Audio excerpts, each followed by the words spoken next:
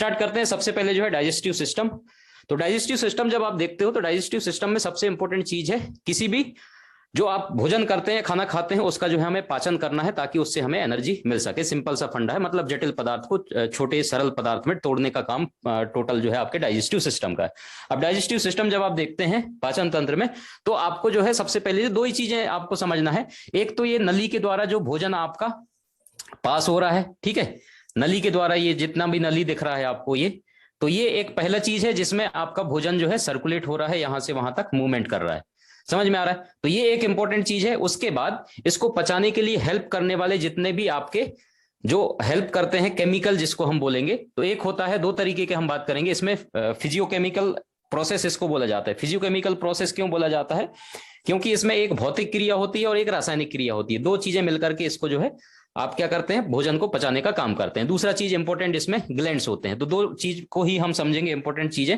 तो चलिए स्टार्ट करते हैं। सबसे पहले देखो एलिमेंट्री कैनाल। अब ये जो नली है जिसके बारे में मैं बात कर रहा था, जहां पर भोजन आपका जा रहा है, वो आपका पूरा टोटल एलिमेंट्री कैनाल के नाम से आपको उसमें सवाल पूछा जाएगा। कभी कभी उसका जो है पूरा लंबाई पूछता है। तो एलिमेंट्री कैनाल केवल कई लोग ईसोफेगस को समझते हैं, ऐसा नहीं है। ये पूरा का पूरा नली, जहां तक भोजन स्टार्ट होता है और निकलता है, वहां तक का पूरा जो है एलिमेंट्री कैनाल आप टोटल 32 फीट या मीटर में आप बात करेंगे तो 9 मीटर ये सवाल पूछता है, इसलिए आप इसको याद रखेंगे। तो इंपॉर्टेंट वो हो जाता है। उसके बाद डाइजेस्टिव ग्लैंड्स, जितने डाइजेस्टिव ग्लैंड्स हैं जो उसको केमिकली हेल्प करेगा भोजन को पचाने में या छोटे छोटे टुकड़ों में बांटने का, उसको जो है हम क्या करेंगे, प्रोसेस को समझेंगे। ठीक है, डायग्राम आप के लिए इंपॉर्टेंट चीज क्या है, एलिमेंट्री कैनाल में जो नली है वो समझ में आ गया। डाइजेस्टिव ग्लैंड्स जो आजू बाजू, ये नली के आजू बाजू जितने ग्लैंड्स हैं जो उसको मदद करेंगे, ग्लैंड्स के थ्रू जो भी एंजाइम्स हैं वो उसको पचाने में मदद करेंगे, वो चीज आ जाएंगे। दो इंपॉर्टेंट चीजें उनको आपको पढ़ने की जरूरत है। बात हो गई खत्म, आगे बढ़े। सबसे पहला चीज जो इंपॉर्टेंट आता है आपका माउथ। माउथ से स्टार्ट होता है। तो माउथ जब हम देखते हैं तो इसमें इसको ओरल कैविटी, बकल कैविटी इसके नाम से भी जाना जाता है। तो ये भी आप पढ़ लेना, बहुत जरूरी है। इसमें आता है सबसे इंपॉर्टेंट चीज, माउथ में आपके टीथ आते हैं। ठीक है, तो टीथ वैसे यहां पढ़ाना नहीं चाहिए, अलग से पढ़ाना चाहिए, फिर भी आप मोटा मोटा याद कर लो। टीथ का फॉर्मूला जो है 21 तेज 21 तेज। ठीक है, इस तरीके से याद हो जाएगा, ये रटने की जरूरत नहीं है। इनटू 2 आप करते हैं। ठीक है, 21 30 21 30 जो है इसको आप याद रखेंगे। क्यों इसको फॉर्मूला है वो समझा देता हूं जल्दी से 2 मिनट में, उसके बाद आगे बढ़ेंगे। इसमें आपको इंसीजर, दांत आपको दिखना ही दे रहा होगा सामने का। ठीक है, इंसीजर के बाद आपका आता है क्या, कैनाइन, उसके बाद प्रीमोलर और मोलर। ये 4 टाइप के आपको जो है दांत देखने को मिलता है आपके माउथ में। इसको 4 भाग में डिवाइड कर दो। ठीक है, तो ऊपर का हिस्सा 2 भाग में बढ़ जाएगा, इधर और इधर आधा आधा, और नीचे का भी हिस्सा आधा इधर आधा इधर। अब हम केवल एक हिस्से की बात करेंगे, आधा का, इसका बात करेंगे। तो इसमें जो है इंसीजर आपको कितने देखने को मिलते हैं, 2। ठीक है, उसके बाद आगे जाएंगे तो आपको जो है कैनाइन इसमें कितने देखने को मिलते हैं, 1। फिर आप आगे जाएंगे प्रीमोलर, तो आपको कितने को देखने को मिलते हैं, प्रीमोलर जो है आपको देखने को मिलता है, 1 मिनट, प्रीमोलर जो है आपको 2 देखने को मिलता है, और मोलर की बात करेंगे तो ये 3 देखने को मिलता है। इस तरीके से एक हिस्से में जो है 4 हिस्से में हमने बांट दिया था। एक हिस्से में आपको इतने दांत जो है इंसीजर के 2, कैनाइन के 1, प्रीमोलर के 2 और उसके बाद मोलर के 3। तो इस तरीके से इसको डिवाइड करके फॉर्मूला बनाया गया है। अब आप बता सकते हैं कि इंसीजर के टोटल, अब इसका 3 पार्ट हमारे बच गए, तीनों में आप मल्टीप्लाई कर दो तो आपको टोटल नंबर जो है 32 निकल करके आ जाएंगे 32 के।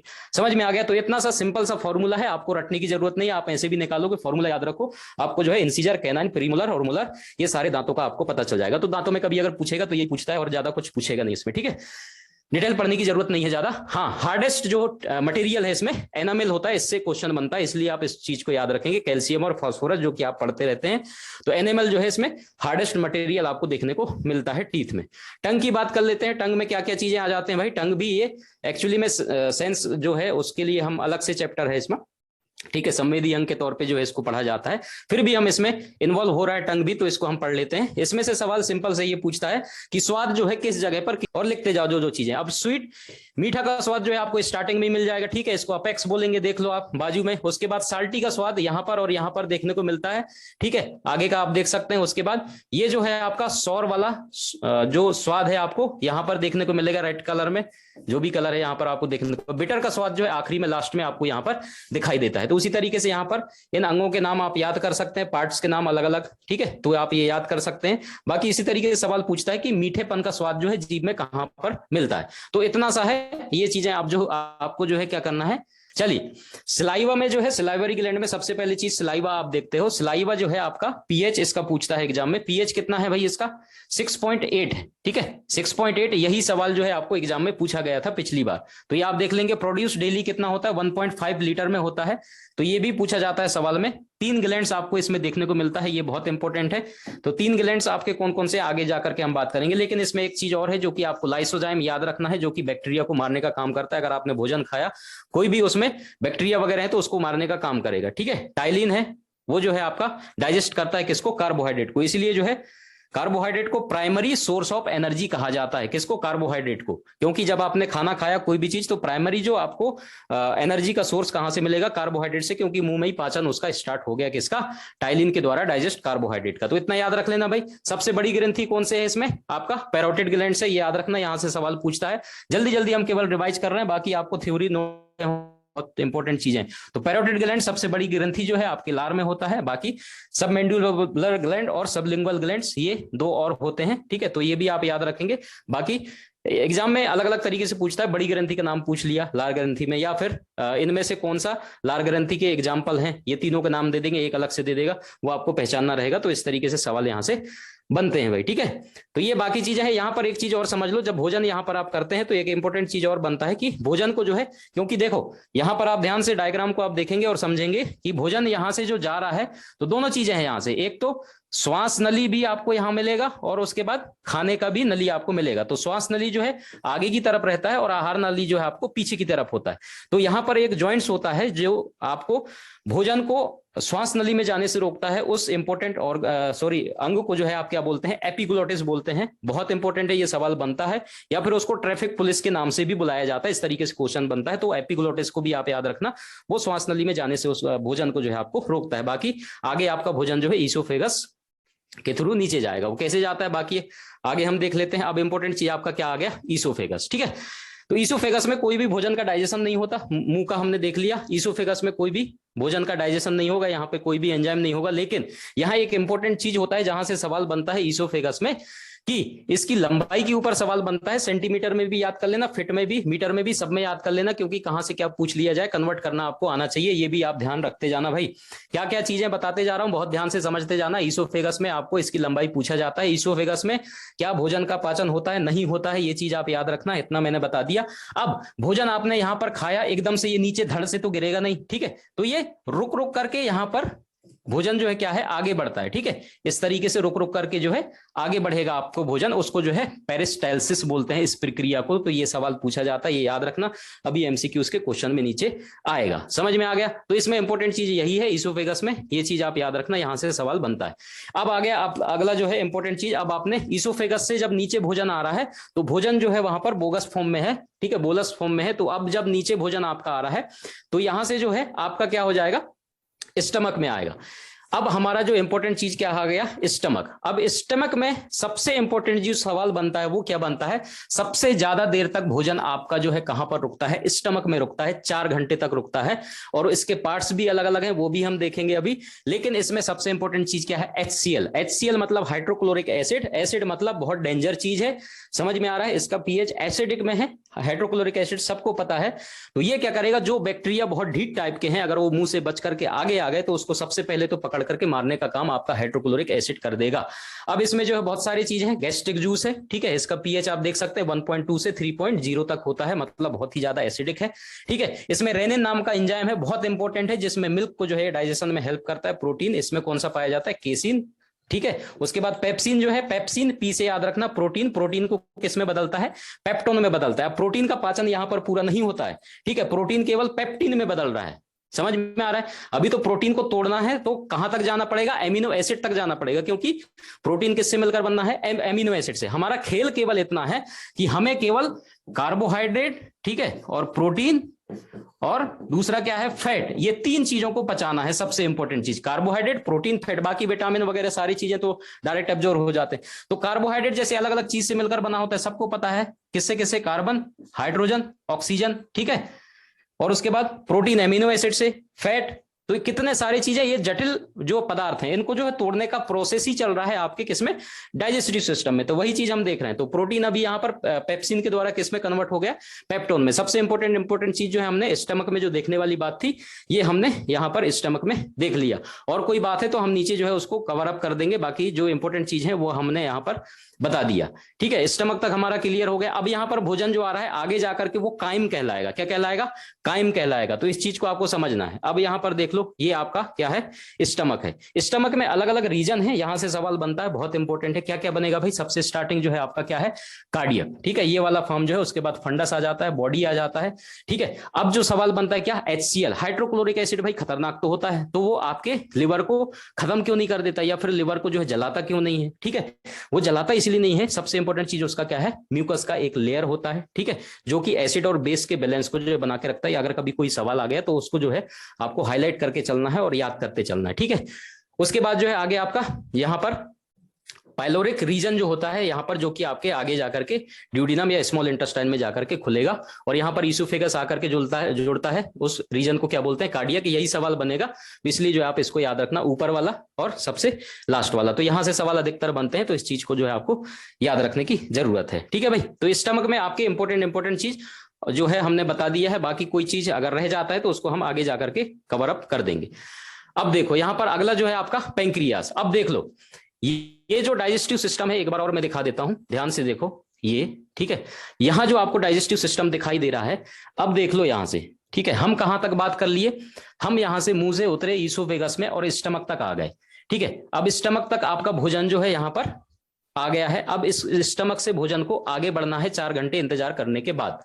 समझ में आया, 4 घंटे इंतजार करने के बाद जब आगे बढ़ना है, वो उसको स्मॉल इंटेस्टाइन में जाना है। लेकिन स्मॉल इंटेस्टाइन कहता है अभी भोजन आपका एसिडिक है। स्मॉल इंटेस्टाइन कहता है कि मैं भैया एसिडिक भोजन को पचा नहीं सकता हूं, मुझे एसिडिक भोजन नहीं चाहिए। ठीक है, अब यहां पर तो दिक्कत हो गया। तब अब इस भोजन को जो है एल्कलाइन करना है। तब इसमें सबसे इंपॉर्टेंट रोल जो आपका करेगा आपका पेंक्रियास और लिवर। दो चीजें हैं। पेंक्रियास जो है सबसे इंपॉर्टेंट चीज है, क्योंकि इसके पास सारे वो एंजाइम है जो आपके कार्बोहाइड्रेट को भी और आपके प्रोटीन को भी और आपके फैट को भी, तीनों चीजों को पचाने की ताकत जो है आपके पेंक्रियास के पास है। ठीक है, तो पेंक्रियास बहुत इंपॉर्टेंट है। यहां से सवाल आपको बनता है, पूर्ण पाचक एंजाइम कौन करता है। ठीक है, तो वो सवाल बनता है, तो उसको आपको पेंक्रियास शब्द याद रख लेना, बहुत इंपॉर्टेंट है। पेंक्रियास में एक चीज और इंपॉर्टेंट है, क्या है, इंसुलिन है।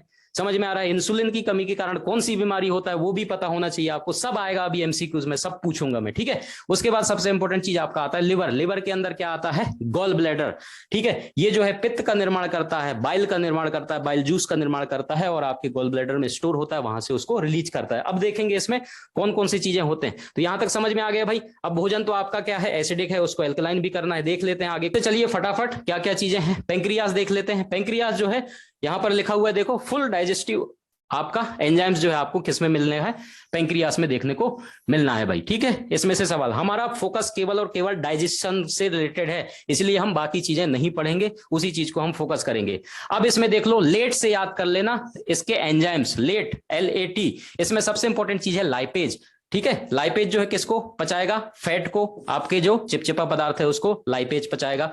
एमाइलेज आपका स्टार्च को पचाएगा। समझ में आ रहा है। उसके बाद ट्रिप्सिन जो है आपका प्रोटीन को पचाएगा। कौन से प्रोटीन को, जो ऊपर पेप्टोन में कन्वर्ट हुआ था, अब पेप्टोन को इसने जो है पेप्टाइड में बदल दिया। अभी भी एमिनो एसिड में नहीं आया है ये, एक बार और प्रोटीन का पाचन होगा। कहां पर होगा उसको हम आगे बताएंगे। अभी प्रोटीन जो है किसमें चला गया है, पेप्टाइड में। इसमें सबसे इंपॉर्टेंट चीज एक और पूछता है, आइसोलेट ऑफ लैंगरहैंस कहां पर पाया जाता है। ठीक है, तो वो याद रखना, पेंक्रियास में पाया जाता है आइसोलेट ऑफ लैंगरहैंस। ठीक है, इंसुलिन और ग्लूकागोन जो है इंपॉर्टेंट चीज, वो इसी से रिलेटेड है, इसलिए जो है आप इसको याद रख लेना, बहुत इंपॉर्टेंट है। बाकी यहाँ डायग्राम से ज्यादा कुछ समझाने की जरूरत नहीं है। पेंक्रियास का सिचुएशन कहाँ है, इसका जो है डाइजेस्टिव एंजाइम यहाँ पर सीक्रेट होता है, कॉमन बाइल डक्ट है, यहाँ पर देखने को मिल रहा होगा। यहाँ पर आकर के ये पेंक्रियास की नली जो है आकर के खुलता है, ड्यूडिनम का स्मॉल इंटेस्टाइन एरिया है, ये आप देख रहे हो। यहाँ से स्मॉल इंटेस्टाइन स्टार्टिंग हो रहा है, यहां पर आकर के ये ओपन हो रहा है। ठीक है, और बाकी चीजें हम पढ़ते चलेंगे आगे, जैसे जैसे इसमें आते जाएंगे। अब हमारा जो है स्मॉल इंटेस्टाइन की बात कर ले, अब हमारा जो है लिवर, पेंक्रियास के साथ दूसरी तरफ आपका क्या है, लिवर है। लिवर बहुत इंपॉर्टेंट ऑर्गन है, लिवर के बारे में डिटेल में अच्छे से पढ़ लेना। ठीक है भाई, लिवर में मोटा मोटा तौर पे हम क्या क्या चीजें पढ़ेंगे। इसका वेट है, ठीक है, 1.5 से 2 kg, और ये बाइल, जैसे कि मैंने ऑलरेडी आपको पहले ही बता दिया। इसका पीएच देखो, इसका कितना है, 8.0, ठीक है 8.0 है, इसका मतलब एल्कलाइन है। क्या है? एल्कलाइन है। अब एल्कलाइन क्षार और अम्ल, ठीक है, तो क्षार का काम क्या है? अम्ल को, अम्लीयता को जो है क्या करने लगेगा? कम करने लगेगा, क्योंकि हमने बताया था स्मॉल इंटेस्टाइन मना कर देगा, भाई मुझे अम्लीय वाला भोजन बिल्कुल भी नहीं चाहिए। तो अब यहां पर मदद करेगा आपका कौन? लिवर। लिवर में डाइजेशन नहीं होता है, लेकिन लिवर केवल हेल्प करता है किसमें? जो देख लो यहां पर आपका गॉल ब्लैडर, ठीक है, सबसे इंपॉर्टेंट चीज, लार्जेस्ट ग्लैंड है आपका कौन सा? लिवर। इस चीज को आपको याद रखना, कई बार एग्जाम में पूछा जाता है। तो लार्जेस्ट जो है आपका ग्लैंड आपका कौन सा है? लिवर। फूड जो है एल्कलाइन है, ठीक है, और उसको जो है डाइजेशन, फैट इमल्सिफिकेशन में हेल्प करता है आपका कौन? लिवर। तो लिवर बहुत इंपॉर्टेंट है, इससे सवाल बहुत सारे बनते हैं, इसलिए लिवर को भूलना नहीं है, बिल्कुल अच्छे से जो है आपको इसको याद कर लेना है। तो इसमें पित्त सबसे इंपॉर्टेंट चीज है, उसी चीज को जो है हम याद करते हुए चलेंगे। बाकी बहुत सारे इसके फंक्शन है, आप ये देख सकते हैं, स्टोर क्या क्या, ग्लाइकोजन, विटामिन ए, डी, ए, के, ठीक है, आयरन, ये सारी चीज, मिनरल, कोलेस्ट्रॉल, ये सब को, ठीक है, lipid metabolism, protein synthesis, secretion of bile, detoxication of blood, drugs, ये सारी चीजें। इसके फंक्शन बहुत सारे हैं, लेकिन हमारा केवल डाइजेशन के ऊपर फोकस है कि डाइजेशन में इसकी क्या जो है भूमिका है। अब जो है हमारा अगला कौन सा आ जाता है? स्मॉल इंटेस्टाइन, ठीक है, स्मॉल इंटेस्टाइन में आपका डाइजेशन हो जाएगा खत्म, ठीक है। अब सारा चीज मटेरियल आपका भोजन स्मॉल इंटेस्टाइन में आ गया, ठीक है, भोजन एल्कलाइन भी हो गया। अब जो स्मॉल इंटेस्टाइन में है, यहां पर जो है आपका प्रॉपर तरीके से जो ड्यूडिनम है, ठीक है, और स्मॉल इंटेस्टाइन के कौन से पार्ट में आप देख लो, यहां पर देखना, स्मॉल इंटेस्टाइन पहले देख लेते हैं, ठीक है, ये, ठीक है, ये स्मॉल इंटेस्टाइन है। तो स्मॉल इंटेस्टाइन जहां से स्टार्ट होगा यहां पर, ठीक है, तो यहां पर ड्यूडिनम से स्टार्ट हो रहा है, ज्यूजिनम से स्टार्ट हो रहा है, और इलियम। ये सवाल यहां भी बनता है कि सबसे छोटा कौन सा है? ड्यूडिनम। सबसे बड़ा कौन है? इलियम। तो ड्यूडिनम और ज्यूजिनम में जो है ये पाचन नहीं होता ना, एब्जॉर्प्शन नहीं होता, सारा काम कहां पर होता है? इलियम में होता है। तो भोजन का पाचन प्रक्रिया समाप्त कहां पर होता है या पूर्ण कहां पर होता है? आपका स्मॉल इंटेस्टाइन में होता है। ये सवाल बनता है, इसलिए आप इसको याद रखेंगे, बहुत इंपॉर्टेंट है, ठीक है भाई। तो ये इंपॉर्टेंट चीज जो है आपके स्मॉल इंटेस्टाइन में। बाकी बर्नस ग्लैंड्स जो है सीक्रेट करता है एल्कलाइन फ्लूइड, जो कि हमने बता दी स्मॉल इंटेस्टाइन में। तो ये ब्रोनर्स ग्लैंड्स जो है, इसको भी आप याद रखना, बहुत इंपॉर्टेंट है, इससे भी सवाल बनते हैं। आगे हम देखेंगे, सारी चीजें आपको बताएंगे, कौन कौन से अल्फा चैन, बीटा कौन कौन से हैं, सारी चीज हम आपको बताएंगे, जो अभी आपने कमेंट्स किया था, ठीक है, वो एमसीक्यूज क्वेश्चन में आएंगे, उसमें कवर करेंगे। लार्ज इंटेस्टाइन आखिरी है आपका, ठीक है। तो लार्ज इंटेस्टाइन में एक जनरल नॉलेज के तौर पे एक सवाल बनता है कि लार्ज इंटेस्टाइन में, स्मॉल इंटेस्टाइन से लार्ज इंटेस्टाइन में जब जाता है सीकम वाले पार्ट से, तो यहां से भोजन वापस स्मॉल इंटेस्टाइन में ना जाए, उसके लिए एक वॉल होता है, ठीक है, इलियोसिकल वॉल इसको बोलते हैं। तो इसको आप याद रख लेना, ठीक है, जनरल नॉलेज के तौर पे।